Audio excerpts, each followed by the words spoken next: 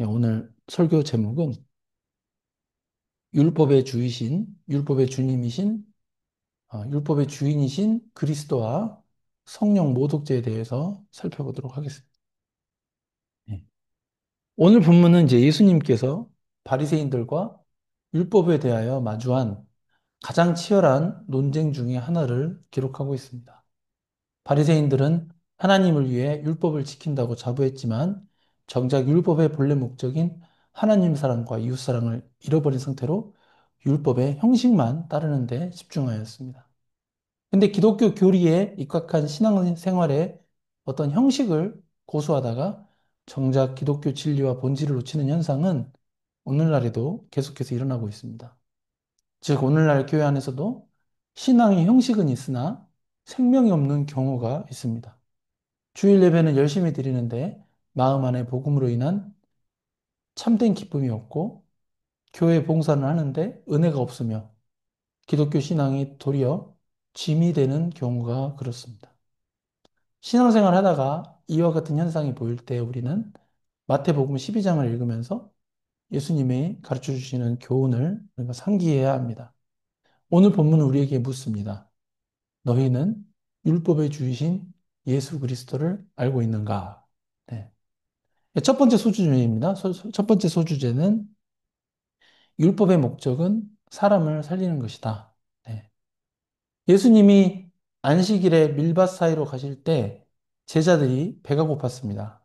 안식일에 밀 이삭을 잘라 먹는 행위를 하는 어떤 제자들을 보게 된 바리새인들은 안식일을 범하였다라고 예수님의 제자들을 비판하고 정죄하였습니다.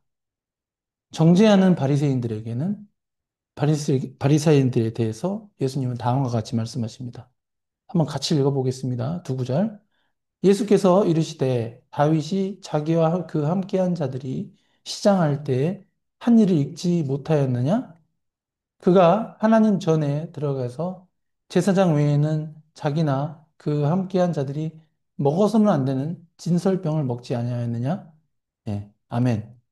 예수님의 말씀은 사무엘상 21장 6절을 인용하신 것입니다. 이 사무엘상 21장은 다윗이 그 사울의 아들이죠. 요나단의 도움을 받아서 사울 왕을 피해서 도망 다니다가 이게 노베 가서 노비라는 곳에 가서 제사장 아히멜렉을 만나 다윗 자신과 그의 부하들에게 먹을 것을 달라고 요구하는 상황입니다.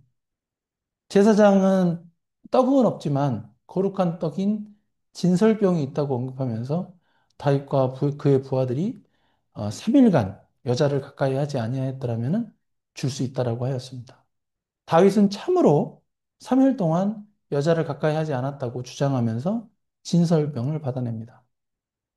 진설병은 여호와 앞에서 물려낸 떡으로서 율법에 따르면은 제사장 외에는 다른 사람들은 먹지 못하는 떡입니다. 예. 그러나 다윗과 그의 부하들의 배고픔을 해결해야 했던 상황이었지만 사울에게 쫓기는 긴박한 순간이었기 때문에 예외적으로 이 진설병이라도 먹어야 했던 것입니다. 이 육체는 먹어야 힘을 쓰고 힘을 쓸 수 있어야 사울을 피하여 생명을 유지할 수 있기 때문입니다. 그러니까 당시 진설병은 위기 상황에서 다윗의 어떤 육체적 생명을 유지시키기 위한 중요한 수단이 되었습니다. 예수님은 예수님의 제자들이 안식일에 배가 고파서 밀밭에 이삭을 잘라먹는 것에 대해 안식일을 지키라는 율법을 위반한 것으로 볼 수 없다라고 말씀하신 것입니다. 이 율법의 본질은 생명을 살리는 것이기 때문에 이렇게 말씀하신 것이죠. 예수님이 또 말씀하십니다. 한번 같이 읽어보겠습니다. 또 안식일에 제사장들이 성전 안에서 안식을 범하여도 죄가 없음을 너희가 율법에서 읽지 못하였느냐? 내가 너희에게 이르노니 성전보다 더 큰 이가 여기 있느니라. 아멘. 이 안식일을 지킨다는 것은 엄격하게 말하면은 이 제사장들 또한 안식일에 제사를 행하지 않고 쉬어야 되죠. 원래는 안식해야 합니다. 그러나 민수기 28장 9절과 10절에 따르면은 안식일에 번제를 드리는 것을 확인할 수 있습니다. 한번 같이 읽어보겠습니다. 안식일에는 1년 되고 흠없는 순양 두 마리와 고운 가루 10분의 2에 기름 섞은 소재와 전제를 드릴 것이니 이는 상번제와 그 전제 외에 매 안식일에 번제니라. 아멘. 예. 결국 민수기 28장 9절에서 10절에 가면은 제사장들도 안식일을 지켜야 하지만 안식일에 번제를 하는 제사장은 자신들의 본업인 제사를 거행하는 것이기 때문에 제사를 하는 일이잖아요. 그래서 이 제사장들은 안식일을 지킬 수가 없는 거예요. 예, 성도들은 안식일에 예배를 드리면서 그냥 듣고 안식을 취하지만 예배를 인도하는 목사, 설교자들은 예배를 인도해야 되기 때문에 예배하는 일을 하는 것이라서 목사가 주일에 교회를 위해서 일하는 것은 사실 형식적으로는 안식일을 범하는 것에 해당합니다. 그럼에도 불구하고 예배를 통해서 목사의 입으로 복음이 선포되는 것은 이 생명을 살리는 일이기 때문에 안식일을 범하는 죄가 되지 않는 예외인 것입니다.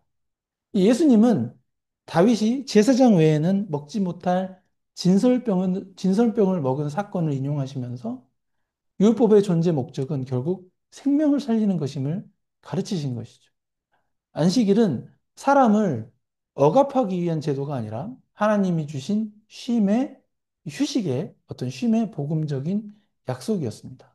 그러나 바리새인들은 안식일을 무거운 규칙으로 바꿔서 사람을 정죄했습니다. 결국 안식일을 지키는 형식만 남은 바리새인들에게 예수님은 다음과 같이 말씀하셨습니다. 한번 같이 읽어보겠습니다. 내가 너희에게 이르노니 성전보다 더 큰 이가 여기 있느니라. 나는 자비를 원하고 제사를 원하지 아니하노라 하신 뜻을 너희가 알았더라면 무지한 자를 정죄하지 아니하였으리라. 인자는 안식일의 주인이라 하시니라. 아멘. 이 말씀은 그러니까 예수님 당신이 성전보다 더 크다고 하시면서 예수님이 율법 위에 계신 주님, 곧 율법의 완성자, 율법의 주인이신 것을 선포하신 것입니다. 예수님은 당신 스스로에 대해서 성전보다 더 큰 존재이고 안식일의 주인이라고 정의하시면서 성자 하나님이시라는 것을 분명히 말씀하신 것입니다. 그래서 아무리 성전에서 제사를 드린다고 할지라도 율법의 본질이라고 할 수 있는 생명을 살리는 자비 베푸는 것을 원하신다고 말씀하셨죠. 이 말씀은 하나님께 예배 드리지 말라는 의미가 아닙니다. 하나님께 예배를 드리더라도 어떤 이 예배라는 틀에 어떤 프레임에 갇히기보다는 하나님 사랑과 이웃 사랑을 실천하는 그 마음의 본질을 놓치지 말아야 한다는 것을 분명하게 강조하신 것입니다. 율법은 다른 사람의 행위를 비판하고 판단하는 도구가 아니므로 율법의 종이 되지 말고 참 주인 되시는 예수님의 본질인 사랑과 자비의 마음을 가지고 인생을 살아가야 한다는 것입니다. 사랑하는 성도 여러분, 오늘 설교를 들으시면서 이 성경 말씀을 기준으로 상대방을 정죄하는 삶을 살지 않겠다라는 결단이 있기를 예수님의 이름으로 축복합니다. 아멘.